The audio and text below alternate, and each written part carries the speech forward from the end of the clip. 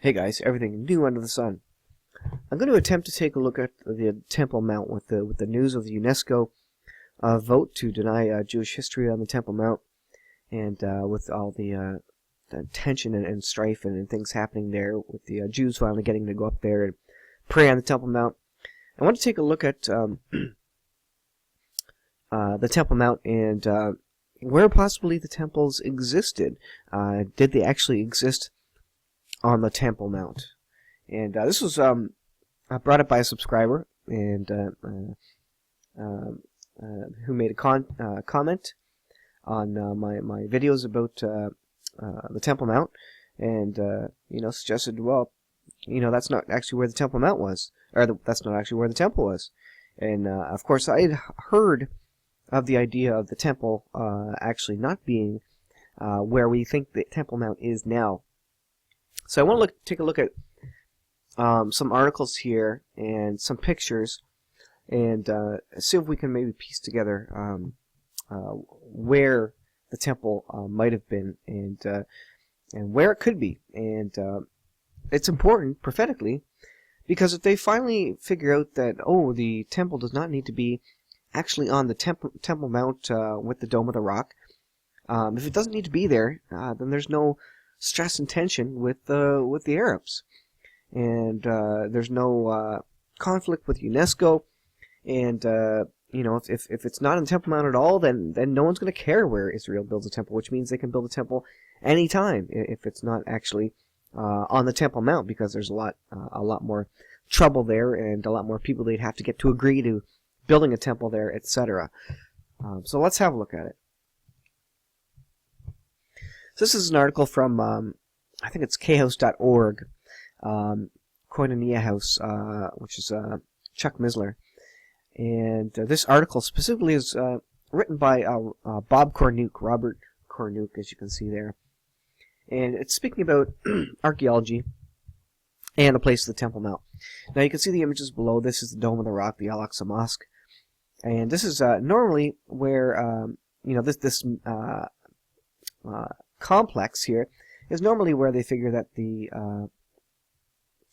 temple stood. And of course you got the Western Wall there, and where the Jews pray, where they think was the original the wall.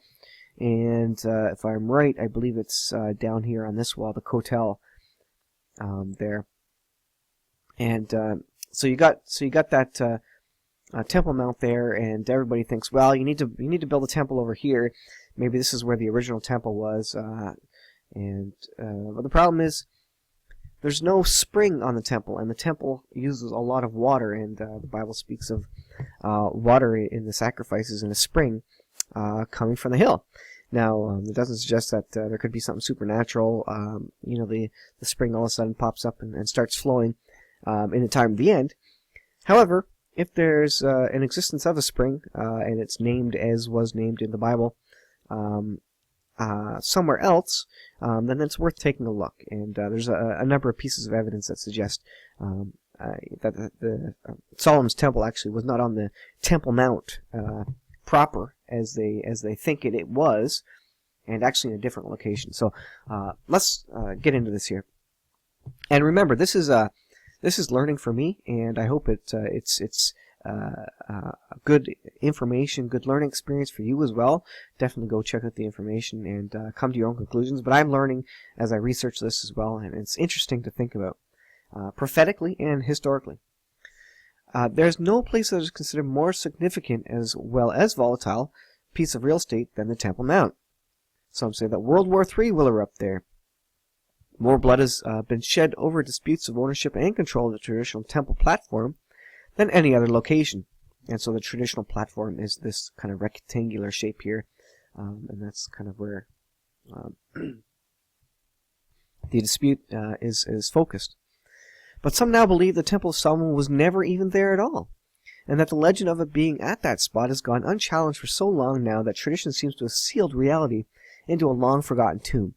And that's a key statement, because if it is forgotten and all of a sudden comes up new, wouldn't that be a game changer in the Middle East if Israel realized, oh, the temple was not on the Temple Mount. What have we been fighting for with the with the Muslims all these years, we can just build our temple because it's not even on the Temple Mount.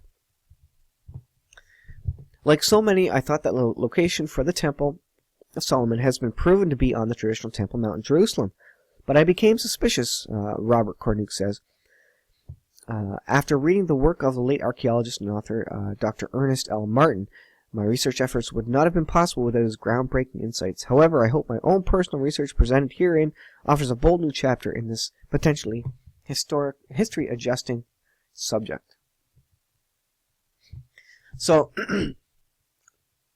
this is Google Maps on the side here, and you see the Western Wall is right about here. The pin is the city of David, and you got the Temple Mount up here, and the Islamic quarter there. And so, well, let's get into the more of the article here. Let the debate begin, the article goes on. Jesus warned his disciples of the coming destruction of the temple, and that not one stone of the temple would be left upon another. Matthew 24, 1-2. A very prophetic chapter, obviously. Then Jesus went out and departed from the temple, and his disciples came up to show him buildings of the temple. And Jesus said to them, Do you not see all these things? Surely I say to you, not one stone shall be left here upon another that shall not be thrown down. Christ's words clearly state that the entire temple, each and every stone, would be dug up, dislodged, and tossed away. Isn't it interesting to note that the massive stone blocks by the thousands set in the wall supporting the Temple Mount platform? Was Jesus wrong in his prophesying that not one stone would remain standing? So we're speaking of the Kotel, the Wailing Wall, and that is the wall where the Jews think was the the wall of the temple, basically the original wall there. And so if that still stands today, was Jesus wrong? Is the Bible wrong, saying that no stone would stay on top of another, that they would all be dislodged? So that's the question he's asking, effectively. So all the stones have to be toppled over if the Bible is to be 100% literally accurate. And I've said it before, and I agree with everybody who thinks this way. The more literally you take the Bible, the more it turns out to be accurate. And it's the more literal you take it, the more literal you can take it, and it becomes true in every way. Historian Flavius Josephus wrote that the entirety of the temple was indeed in total ruin, and the destruction after 70 A.D. He went on to say that if he had not personally been in Jerusalem during the war and witnessed the demolition by Titus of the temple that took place there, he wouldn't have believed it existed. Josephus, from his Jewish Wars, Volume 7, speaks of widespread destruction in all of Jerusalem as well. So if the temple was completely destroyed, to the last stone being toppled over, what is and what was the huge stone fortress we see today rising over Jerusalem? I believe, as others do, that it once was the Roman fort occupied by the mighty 10th Legion. I also believe that the true site of Solomon's temple is about 1,000 feet south of the Temple Mount in the city of David. This would mean that Jesus was correct in his prophetic words, and that each and every stone, to the last one, was thrown down. And so on the image on the side here, just a satellite image, you got the Temple Mount there, the Al-Aqsa Mosque. Al-Aqsa Mosque down here, the Temple Mount, Dome of the Rock over here. And you got the city of David right here, and that's what the pin is basically pointing to. And look at Derek Ha'ophel, because that's important, because the Ophel Mound comes up later, and I wonder if that's a transliteration of Ophel Mound right there, that street name there. Where was the temple? The garrison in Fort Antonia in Jerusalem was as big as several cities, according to Josephus, housing approximately 6,000 men plus the needed support staff. All told, as many as 10,000 personnel served there. But this huge fort was never found in Jerusalem by archaeologists. I feel that the reason archaeologists have not found the mighty Roman fort is because the tradition of the Temple Mount complex, being the temple site, has blinded them. So, historical objects on the ground are being obscured because people have this predefined belief. They have a certain belief in something, and they aren't looking for other answers, so they're not finding other answers. And isn't that the truth with creation evolution? With evolutionists, they've already decided what is what, and so they will not look for any. They're not looking for answers, basically, not looking for the truth. They think they already have the truth. And I should mention, the Western Wall is over here, the Kotel. I think I was pointing to it incorrectly over here. There's where it is on the image there. City of David. 3,000 years ago, the city of David was about 12 acres in size. And it had an estimated population of only around 2,000 people. It is a finger of land just south of the present traditional Temple Mount. As a former policeman, I would like at this point to lay out a linear case for the city of David as the one and only place for the temple. But first, I must present a brief history. The Jebusite fortification was a fortress, albeit a small one, but it had what David wanted. It was strategically situated, with a high-walled castle-looking complex rising majestically from the Kidron Valley. So the Kidron Valley is over on the right side here. A spring flowed abundantly inside with clear, pure water, which made it even more desirable. So water is an important thing in sacrifices. So if the temple was there and the sacrifices were in the temple, you would have needed a spring and the source of water there. The Bible tells us that while David and his army were outside looking up at the Jebusite stronghold, so they're looking up at it, of course, they are standing defiant on top of the walls were men hollering down mockingly. This is from 2 Samuel 5, 6-10. You shall not come in here, but the blind and the lame will repel you. Thinking David cannot come in here, nevertheless David took the stronghold of Zion, that is, the city of David. Now David said on that day, whoever climbs up by the way of the water shaft and defeats the Jebusites, the lame and the blind who are hated by David's soul, he shall be chief and captain. Therefore, they say, the blind and the lame shall not come into the house. Then David dwelt in the stronghold and called it the city of David. 2 Samuel 5. So a city lost. Over time, the temple was built by Solomon in the city of David, but it was destroyed by the Babylonians in 586 BC, only to have other successive temples rebuilt with far less grandeur, finally ending with Herod building his temple with Christ, which Christ actually visited on many occasions. Herod's temple was destroyed, just as Jesus predicted, down to the very last stone. As time passed, no one knew where the completely destroyed temple really was. And since the stronghold of Zion was in the city of David, Zion had vanished as well. For almost 2 millennia, Zion and the city of David lay silently together, buried in a forgotten tomb of earth. Zion, the city of David, and the temple all intersect as one, and he offers the following synopsis of biblical clues. 2 Samuel 5, Zion equals the city of David. Joel 2, Zion, my holy mountain, temple. Joel, Zion, my holy mountain. Joel again. Zion, where the Lord dwells. Psalm 2, my holy hill. Psalm 9, where the Lord dwells. Psalm 20, from sanctuary. Psalm 65, your holy temple. Psalm 102, sanctuary, city of David, temple. Psalm 132, ark resting place, city of David. Isaiah, mountain of the Lord, house of the God of Jacob. Isaiah 24, Lord of hosts, reigning, place of temple. Isaiah 66, my holy mountain, house of the Lord. When the city of David was missing, and respectively so was Zion, because they were one and the same effectively, scholars and worshippers in the Middle Ages looked to the most attractive feature in Jerusalem as a potential candidate for their lost temple. The impressive high-walled fortress of the Dome of the Rock was the most impressive structure that was still standing, so some assumed it must have some historical prominence, and that prominence was the temple itself. Even though many still argued as to where the true temple site was, Benjamin Tudela, 1169, proclaimed emphatically that the Muslim Haram al-Sharif, the current traditional Temple Mount platform, was the proper placement of Solomon's temple. So again, you have Al-Aqsa Mosque here and the Temple Mount, Dome of the Rock up here. and that was supposedly a Roman fort, and that's apparently what is still standing. Because on the Western Wall, you obviously have stones that are left undisturbed. They are not torn apart like it said the temple was going to be. So the suggestion is that if the Bible is true, then this can't be the location, because those rocks would have been flipped over and dispersed. Eusebius, from the 3rd and 4th century, was curator of the library of Caesarea, at Caesarea.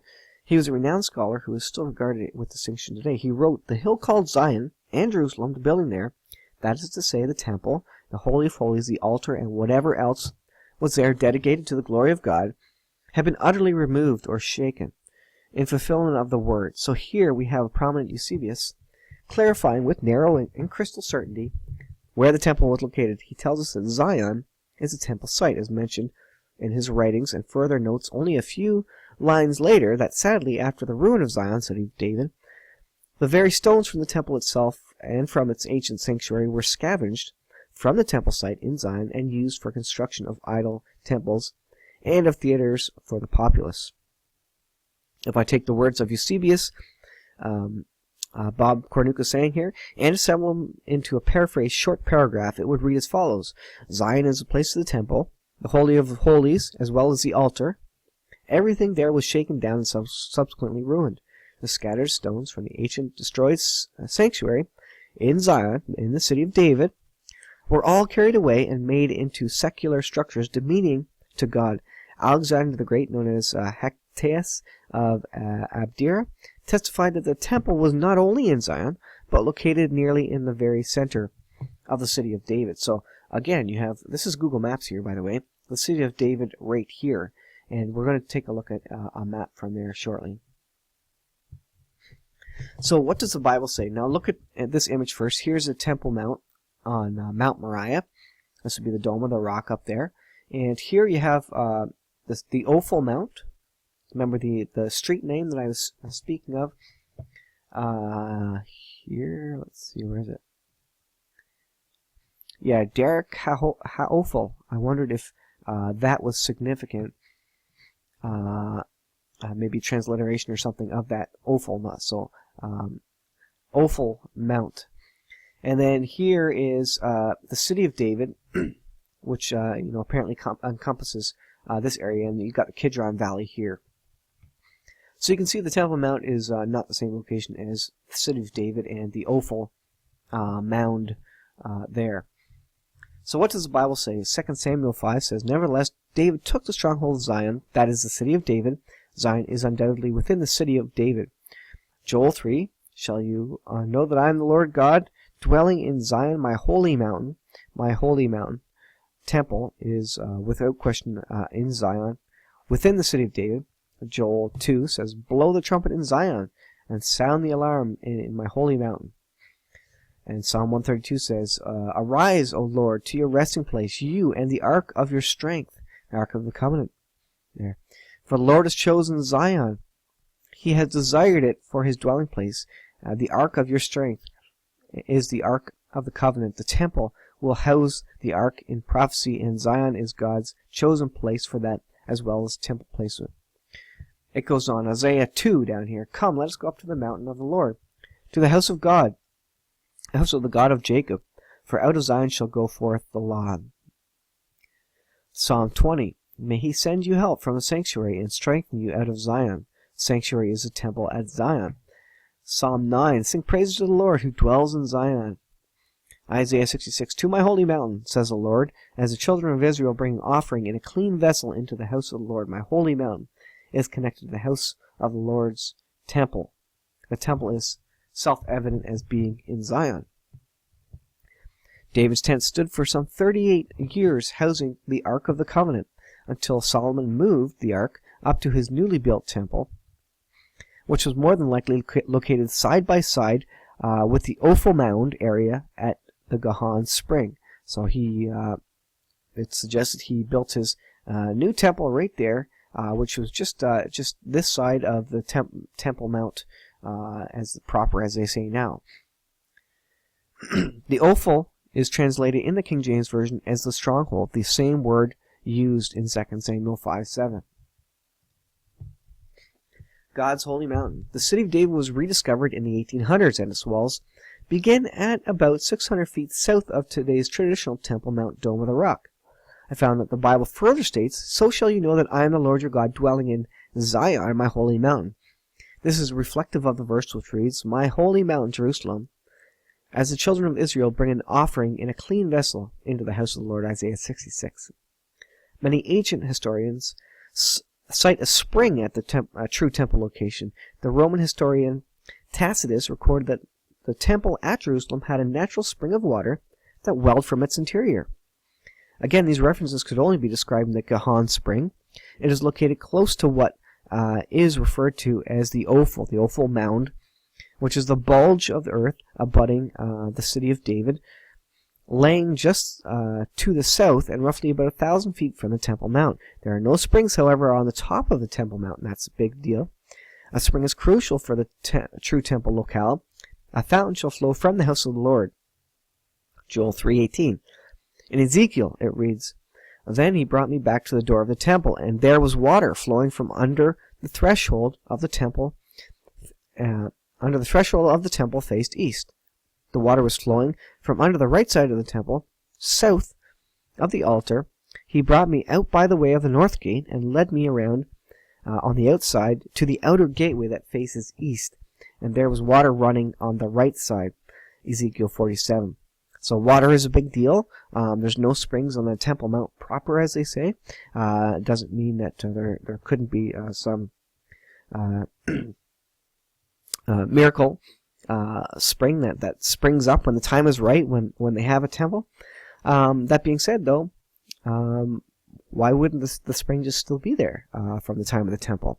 It's not like it had to be a pre-flood spring or something. This is all post-flood, so it's not like the flood is going to completely change the geography there. So yeah, it makes sense. If there's a spring there, it's probably still there because it's going to show up in end-time Bible prophecy to be the water for the third temple.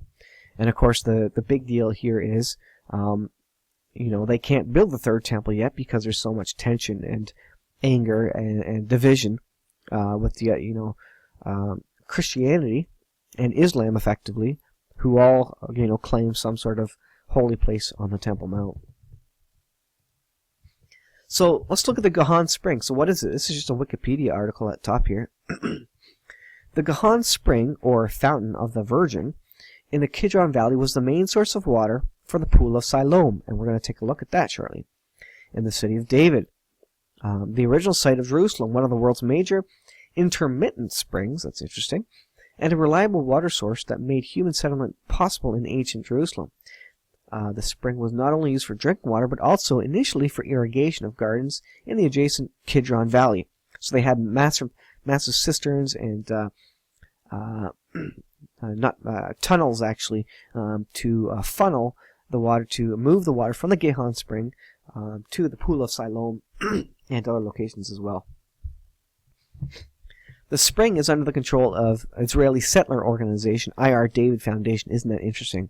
That foundation may be in possession of the land where the temple was actually built, and in the end times, will they realize that and say, oh, the Jews actually do already own this land.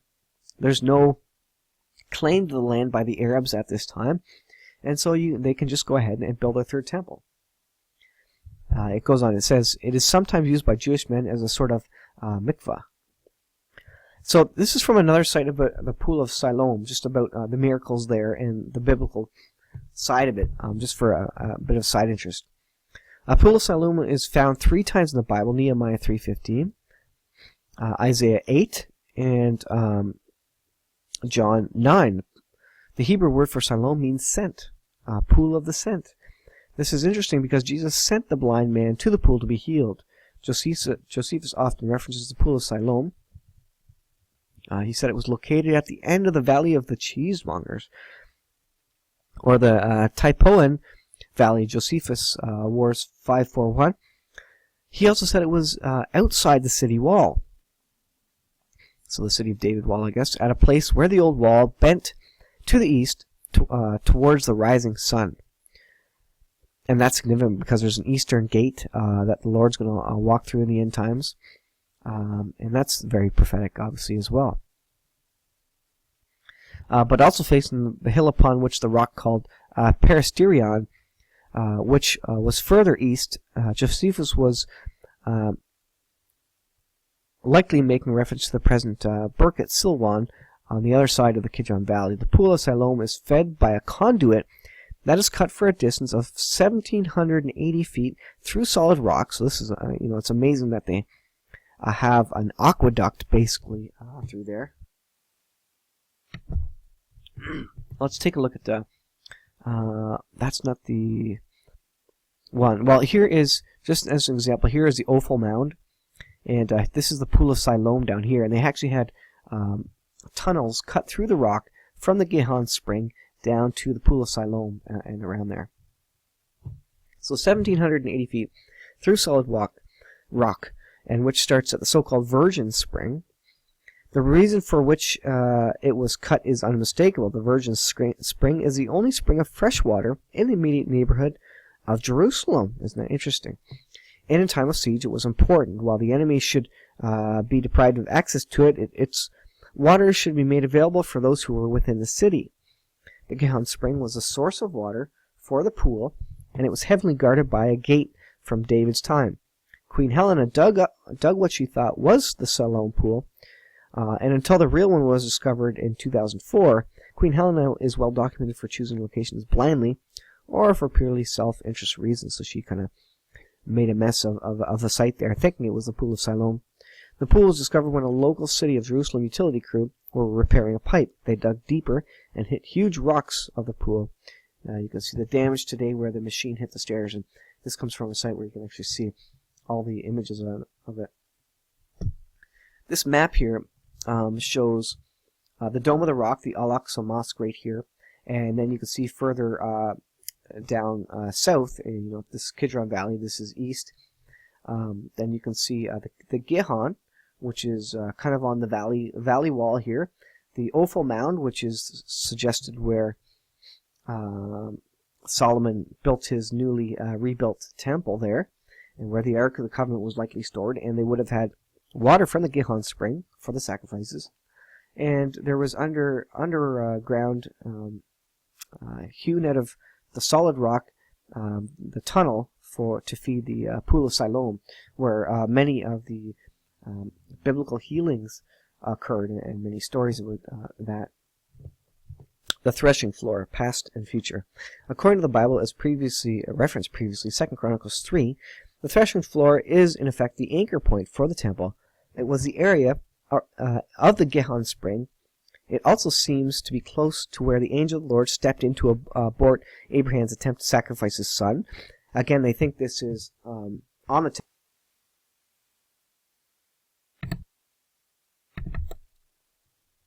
Sorry, I muted the mic there. They think Abraham's sacrifice was on the Temple Mount. Actually, in this in the A here, where there's a little piece of rock showing from Mount Moriah there, and a lot of people think that that's actually where Abraham was going to sacrifice his son. And of course, the Muslims believe the rock underneath the Dome of the Rock is where the sacrifice took place, and also apparently where Muhammad left on a horse or something in the Quran or Hadith or wherever that is.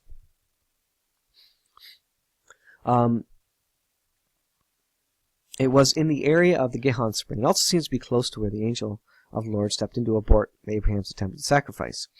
A future judgment will occur on this ancient missing threshing floor, where a new temple will be built. Wouldn't it be interesting if God preserved the land and didn't have it sullied by other religions, such as by Islam? It hasn't been overrun. It's been sitting dormant. So it makes sense that God would preserve, if that's Zion, his holy mountain, makes sense that he would preserve it and not just let other man's gods and man create temples to other gods on his holy mountain. Like I say, it makes sense that God preserved it and didn't just let man do a whole bunch of abomination sort of stuff on it and lots of horrible stuff basically. And so, like I say, it makes a lot of sense that maybe he did preserve it, and it's in a completely different location than the current Temple Mount. It is where Jesus will rule and reign. So again, he doesn't want to be on sullied property that has a bunch of history or something like that, and a bunch of bad history at that. He wants to have his own clean mountain, and he probably preserved it. This judgment will be separating of the wheat, those who are forgiven, and the chaff, those who are not forgiven. In Matthew 3, we read a chilling foretelling of this fact. His winnowing fan is in his hand, and he will thoroughly clean out his threshing floor and gather his wheat into the barn, but he will burn up the chaff with unquenchable fire. In this verse, the barn represents heaven, a perfect destination. However, according to Scripture, if you are the person who rejects the Lord, then you are essentially toast, and he is saying that because of the fire, obviously. So yes, the Lord's coming back. You need to know Jesus Christ as your personal Lord and Savior. Let's look at a map here. Don't go yet. Here is a Google map representation. So you have the Al-Aqsa Mosque here, and the Dome of the Rock is up off the screen here. You have the Western Wall, the Wailing Wall over here, which the Jews think are the blocks from the original temple. But there's no spring there, and you have references to a spring. And the Gihon spring, the only spring in Jerusalem apparently, is down here. It's well south of the Temple Mount compound. And you can see the tunnel here goes all the way, the Siloam tunnel. This goes to the pool of Siloam, which is around here. And the more tunnels kind of circle in there. And so the spring would be key for the temple sacrifices. Not only that, you have the city of David here, and so that's where the Bible says that Solomon built his temple. So, and here you have the Ha-Ophel, the Ophel Mound area here, again spoken of. Here's the view again, satellite view, and you got the city of David, the Gihon spring down here, Temple Mount's way up here, and you notice all this area that is uninhabited. This is a hill. The valley is here, the Kidron Valley, and you have some houses up here, but this is basically empty. Isn't that interesting and fortuitous? Isn't that convenient that there could be an empty space where the temple could be rebuilt? Did God maybe preserve that whole location? That's what I kind of put out there. Now this is a Google Street View of the location. And it's on this road here where I go to Google Street View, the Gihon Spring. It's right around here, and I'll show you it. Here is a single screenshot. If you look down the bottom left here, if you have it on high resolution, you can see the tunnel, the blue lines. These are the tunnels that we were looking at up here. So you can see this is a larger representation of the tunnel. So we're standing right here with Google Street View. Standing right there, and so this is apparently, the spring is right here somewhere. You can see all this land that is uninhabited. So we're going to go to the browser here, and I'll just show you around. Alright, so I got Google Street View, so this is the same image. Now if I pan around, so this is the Kidron Valley here. You can see the steep walls. And again, you got the Temple Mount up over here. This would be the Ophel Mound, effectively. And the Gihon Spring is somewhere around here. Now, I don't know exactly where it would be, but it would be on this, or underneath this hill somewhere. And again, this is owned by some Jewish people, some Jewish organization, owns all this land here. So as soon as they realize, oh, this was actually the location of the third, Solomon's temple, then they could build right here. There's nothing stopping them. There's no there's no settlement on this land here. It even looks almost empty up here. There's no settlers there. There's no Arabs there. There's no dispute. Everybody, the Christians and the Islamic faith can have their holy sites up here on the Temple Mount property, because that's where we and I'm doing the air quotes, that's where we think the temple was. But the Jews could actually rebuild here, where there's just green grass, empty land. This almost looks even like it's dilapidated, like it's uninhabited, these buildings here. And if I spin around here, you see this is looking down southward, I believe. Yes, looking down southward.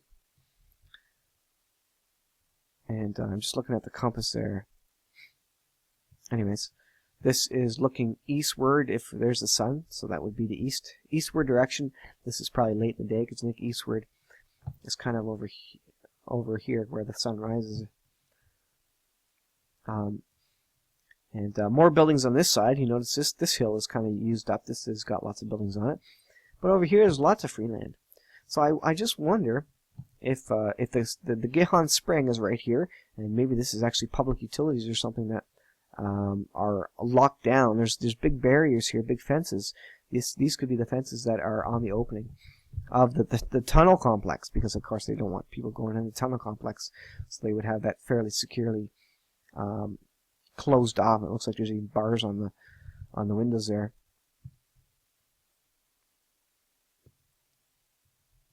And I zoomed in. Let me go over here.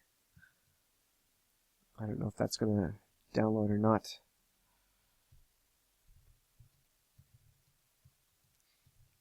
Let me go back here.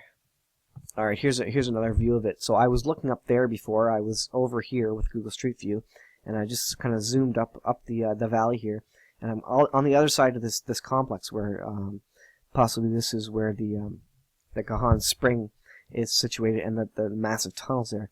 And you can see this is all just effectively wasteland. You know, it almost looks like there's graffiti on that pillar, even that concrete pillar there. And you know, there's garbage all around. Actually, a lot of garbage. Interesting. But yeah, if this is the Temple Mount, wouldn't that be interesting? And all this land is free. Here you got the corner of the, I think that's the corner of the Temple Mount there. So, like I say, if this is it, and a Jewish organization already owns this, the question is, could they then rebuild the third temple? As soon as they realize this and say, oh, you know, this is actually where it was. Josephus has been saying it. All the other historians have been saying it. The Bible has alluded to it because of the spring that came out of it. And we have a spring here. And not only is it any old spring, it's a spring that had healing in it because it's connected to the pool of Siloam, which in the Bible, many were healed. So you got to know that there's some supernatural properties to whatever the spring was that was in the temple. If any spring is going to have some supernatural properties, it would be the spring that that fed the temple, that was used, where the water was used for the temple. So yeah, if the Jews want to rebuild and they realize, oh, this is actually where it was, all of a sudden there's no tension on the Temple Mount.